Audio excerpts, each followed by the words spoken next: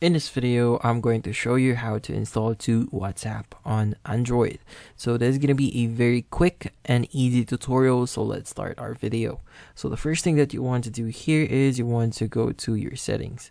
So you can access your settings via your home page here, or you could just swipe from above and just click on the top right corner of your screen. That's where the gear icon is. And from here, you want to look for apps. Here, just go to apps, and here just click on dual apps. From here, you want to locate the application that you want to install the second app for. So for example, we want to create the WhatsApp second application. So just click on WhatsApp, and from here, just enable the dual apps option here.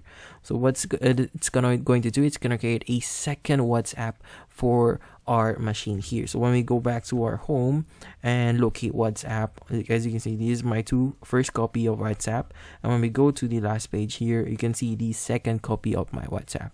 So if you want to access your second account in WhatsApp, you could just click on WhatsApp here and just log into your account, and basically that's it. So hopefully this video was able to help you.